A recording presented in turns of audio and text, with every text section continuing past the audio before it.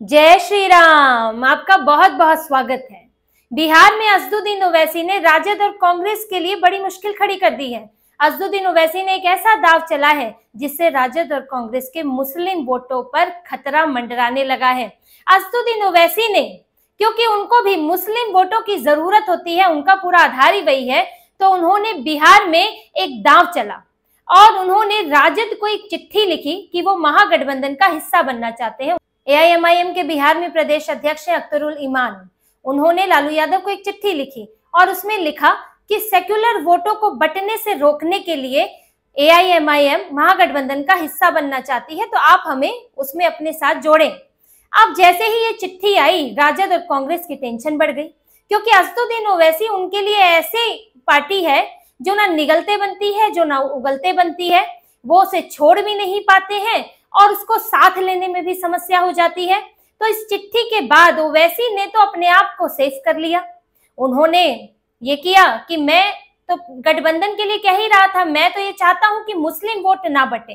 कल को वो भी चुनाव में उतरेंगे, मंच पर जाएंगे और राजद और कांग्रेस आरोप लगाएगी कि ये तो बीजेपी की बी पार्टी है, बी टीम है, अल्पसंख्यक यानी कि मुस्लिम वोटों को बांटने के लिए आई है।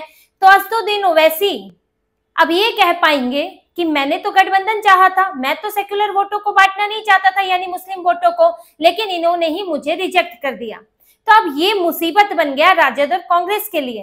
अब ऐसे में राजद के पास जब ये चिट्ठी आई तो पहले तो इन्होंने दबे शब्दों में उसको रिजेक्ट किया। मनोज झा ने कहा कि असदुद्दीन ओवैसी अगर चाहते हैं कि सेक्युलर वोट ना बटे तो उन्हें तो फिर चुनाव नहीं लड़ना चाहिए, उनको पीछे हट जाना चाहिए, मुस्लिम सीटों पर चुनाव उम्मीदवार नहीं उतारने चाहिए, ये बात तक कह दी। और इसके बाद जब फिर चिट्ठी की चर्चा होने लगी तो फिर उसे पूरी तरह गठबंधन को रिजेक्ट कर दिया। कांग्रेस ने कह दिया कि हम सांप्रदायिक पार्टी के साथ गठबंधन नहीं कर सकते, यानी असदुद्दीन ओवैसी की पार्टी सांप्रदायिक है, ये कांग्रेस का कहना है। लेकिन क्या समस्या सांप्रदायिक होना है या फिर समस्या कुछ और है? क्योंकि अगर ओवैसी इन्हें सांप्रदायिक लगते तो संसद में उनका समर्थन न लेते, वक्फ संशोधन बिल का विरोध करने के लिए उनके पीछे पीछे न चलते। जो भी all India Muslim person law board की या दूसरे मुस्लिम संगठनों की बैठक होती है, रैली होती है, उसमें कांग्रेस के नेता भी जाते हैं। सलमान खुर्शीद गए थे जंतर मंतर पर और ओवैसी उसमें मुख्य वक्ता होते हैं, दोनों एक मंच पर बैठते हैं। तो ओवैसी की सांप्रदायिकता से समस्या होती तो यहाँ भी होती। पटना की रैली में भी इन्होंने मंच साझा किया और जब ऑल पार्टी डेलीगेशन जाना होता है तो उसमें भी ओवैसी होते हैं, तब इनको तो कोई समस्या नहीं होती ओवैसी से। तो मतलब सांप्रदायिकता समस्या नहीं है, समस्या है सीटें, क्योंकि महागठबंधन में हो गया है एक अनार 100 बीमार। सीटें सीमित है, पार्टियां बढ़ती जा रही हैं। कांग्रेस की समस्या ये है कि उसकी सीटें कम हो रही है। राजद की समस्या ये है कि सारी पार्टियां ज्यादा सीटें मांग रही है। कांग्रेस जहां 70 सीटें मांग रही है, 90 मांग रही थी कि 70 तो मिल जाती, वहां जो है 50 सीटों की बात होने लगी। अब जो तेजस्वी यादव है वो पार्टियों की संख्या बढ़ाते जा रहे हैं। उन्होंने हेमंत सोरेन की पार्टी को भी कह दिया कि हम एडजस्ट करना चाहते हैं, क्योंकि झारखंड के चुनाव में उनकी पार्टी जो है वो कुछ सीटें जीती थी, तो यहाँ वो हेमंत सोरेन को एडजस्ट करना चाहते हैं। और इसके अलावा पशुपतिनाथ पारस को भी लाना चाहते हैं और विकासशील इंसान पार्टी के मुकेश सहनी को भी बगल में बैठाकर चलते हैं जब भी मीटिंग होती है, तो उनको भी चाहते हैं कि हमारे साथ ही बने रहे मुकेश सहनी। तो ये राजद में ये समस्या है कि उसको कई पार्टियों के बीच में बांटना है और वो किसी को छोड़ना भी नहीं चाहती है। अब जैसे कम्युनिस्ट पार्टी है, उसमें वो माले को देना चाहती है क्योंकि अच्छा परफॉर्मेंस था, तो ऐसे में दोनों और दूसरी और कम्युनिस्ट पार्टियां भी कहती हैं कि भाई टोटल हमें 29 मिली थी, हमारी 16 सीटें आई, हमारा परफॉर्मेंस तो कांग्रेस से कहीं बेहतर था, कांग्रेस को 70 में से 19 सीटें आई, तो उन्होंने भी हर जिले में एक सीट मांग ली है, एक उम्मीदवार का नाम बता दिया है। तो यहाँ सबकी मांगे हैं और ऐसे में राजद के साथ मुश्किल ये है कि अगर वो किसी और को शामिल करती है तो फिर सीटें आएंगी कहां से? अब अगर ओवैसी आते हैं तो 15-16 सीटें तो वो भी मांगेंगे, उनको तो फायदा ही है ओवैसी को। उनको तो फिर जब वो 5 सीटें अलग होकर जीते थे पिछली बार, तो अगर गठबंधन में आ जाएंगे तो तय है कि वो 10-12 सीटें 15 में से तो जीत ही जाएंगे, लेकिन राजद नहीं दे सकती। फिर एक दूसरी बात इनके लिए ये है कि असदुद्दीन ओवैसी की जो छवि है पूरी मुस्लिम पार्टी है, जिस तरह के आक्रामक बयान देते हैं, अकबरुद्दीन ओवैसी के बयान तो खूब चर्चित हैं। ऐसे में अगर ये असदुद्दीन ओवैसी के साथ चुनाव में मंच साझा करते हैं, महागठबंधन का हिस्सा बनाते हैं, तो उससे हिंदू वोटों पर असर पड़ेगा।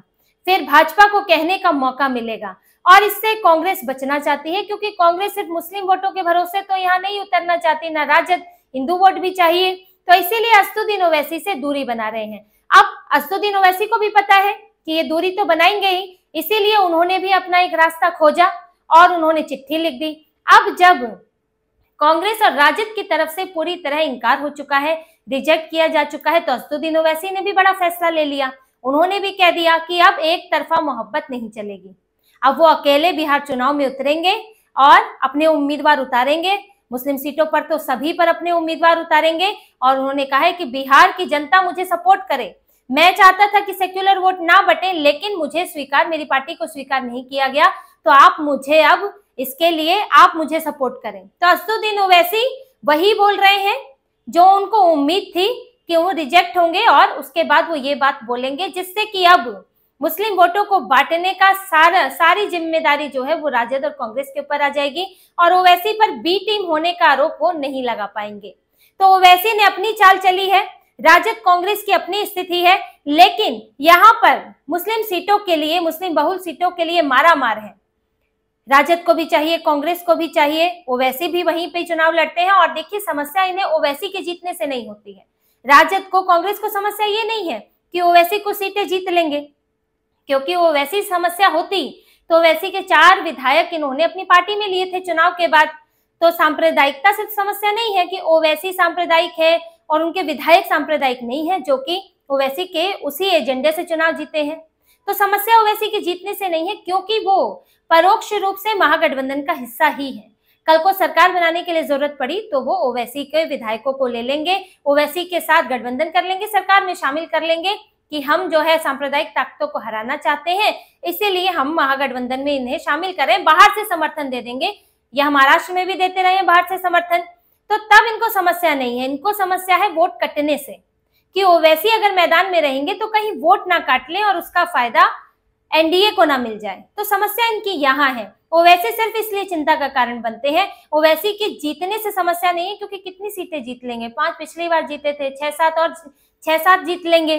वो उनको पता है कि वो ज्यादा सीटें नहीं जीतने वाले हैं। लेकिन इस वक्त कंपटीशन बड़ा हुआ है, ओवैसी भी मैदान में है, पूरी ताकत के साथ है, घोषणा कर चुके हैं, फैसला बता चुके हैं, और राजद और कांग्रेस भी इस वक्त फंसी हुई है। इनके बीच भी सीटों को लेकर बंटवारा नहीं हो रहा है, सीएम चेहरे का विवाद चल ही रहा है इनके बीच में। साथ ही अब एक कॉम्पिटिटर मुस्लिम सीटों पर और आ गया है। तो बिहार के चुनाव में महागठबंधन की चुनौती सिर्फ एनडीए नहीं है, बल्कि अंदरूनी स्थितियां और समान विचार वाले जो दूसरी पार्टियां हैं उनके साथ बढ़ती हुई प्रतिस्पर्धा भी महागठबंधन के लिए मुसीबत बनी हुई है। तो इसी तरह की और खबरें और विश्लेषण आपके लिए लाते रहेंगे। हमसे जुड़े रहिए, सब्सक्राइब कीजिए, कमेंट कीजिए। बहुत बहुत धन्यवाद। जय श्री राम।